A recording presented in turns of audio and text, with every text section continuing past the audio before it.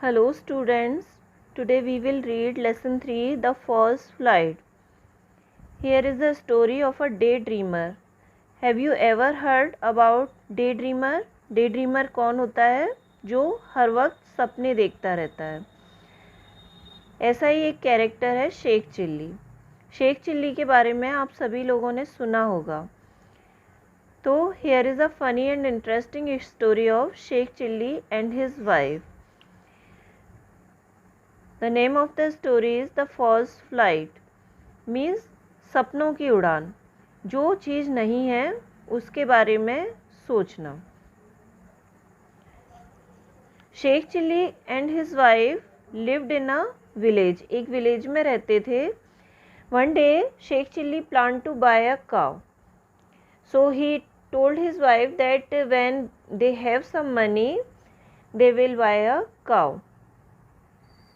The wife replied that she will milk the cow, so they need lots of clay pots. Sheikh Chilli said yes. Next day the wife went to the market and bought some pots. Sheikh Chilli asked her, what did she buy? She replied, I bought 5 pots, one for milk, one for buttermilk, one for butter, one for ghee. Then he asked, what is the 5th one for? The wife replied, it is for carrying some milk to my mother. जब उसकी wife ने ये कहा कि जो 5th वाला pot है वो उसकी माँ के लिए दूध ले जाने के लिए है, तो शेख चिल्ली बहुत गुस्सा हो गया और बोला कि how long have you been doing that, तुम ऐसा कैसे कर सकती हो विदाउट माई परमिशन। तो उसकी वाइफ को भी बहुत गुस्सा आ गया। वो बोली कि there is no need for your permission, मुझे तुम्हारी परमिशन की ज़रूरत नहीं है। Sheikh Chilli become so very angry and he grabbed the pot one by one and smashed them all against the wall. दीवार पे पटक पटक कर उसने सारे पॉट्स फोड़ दिए।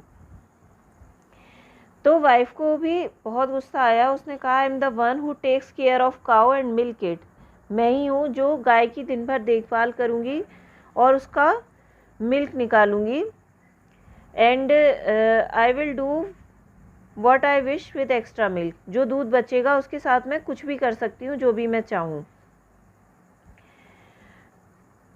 तो जो हस्बैंड था उसे गुस्सा आया शेख चिल्ली को। उसने कहा कि ओ फूल, कि मैं ही वो हूँ जो दिन रात काम करके पसीना बहाकर गाय खरीदूँगा और तुम उसका कीमती दूध अपनी माँ को दे दोगी।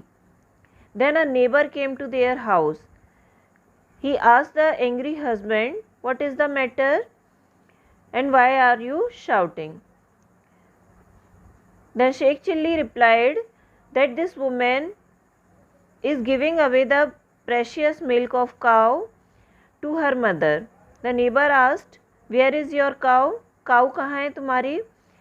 तो शेख चिल्ली ने कहा, cow I am going to buy when I will have some money. उसने कहा कि जब मेरे पास पैसे हो जाएंगे तब मैं उसे खरीदने वाला हूँ। नेबर को थोड़ी देर में सब कुछ समझ में आ गया। उसने कहा कि you don't have any cow, उसने कहा कि तुम्हारे पास कोई भी गाय नहीं है, इजंट इट सो। तो वो मतलब समझ गया कि ये क्या है पूरी story. Then neighbour said, just wait I am going to get one, मतलब थोड़ा इंतज़ार करो। Then he said कि now I come to know what happened to my wheat and corn, अब मुझे समझ में आया कि मेरे जो wheat और corn थे उनका क्या हुआ। And then he picked up a stick and started thrashing his neighbor, उसने एक स्टिक उठाई और अपने नेबर को यानी कि शेख चिल्ली को पीटना शुरू कर दिया। शेख चिल्ली ने कहा कि stop stop, why are you beating me like this, क्यों मुझे तुम पीट रहे हो। Then the neighbour said, your cow had been eaten all the wheat and corn in my courtyard and you are letting it. तुम्हारी जो गाय है उसको तुम मेरे कोर्टयार्ड में ऐसे ही छोड़ देते हो खुला चरने के लिए, उसने मेरे सारे वीट और कॉर्न खा लिए हैं. Then Sheikh Chilli said what wheat what corn, I am मतलब कौन से वीट और कौन से कॉर्न. तो नेबर ने कहा the wheat and corn that I am going to sow, जिन्हें मैं अभी बोने वाला हूँ. I have been planned it for months, कई महीनों से मैं इन वीट और कॉर्न को बोने के लिए प्लान कर रहा हूँ, लेकिन ये तुम्हारी काऊ इसने आकर वो सब खा लिए. Sheikh Chilli and his wife suddenly realize the truth and they had a hearty love. तब शेख चिल्ली और उसकी वाइफ को सच्चाई का एहसास हुआ और उन्हें ये रियलाइज़ हुआ कि वो अभी तक सब कुछ सपनों में ही कर रहे थे.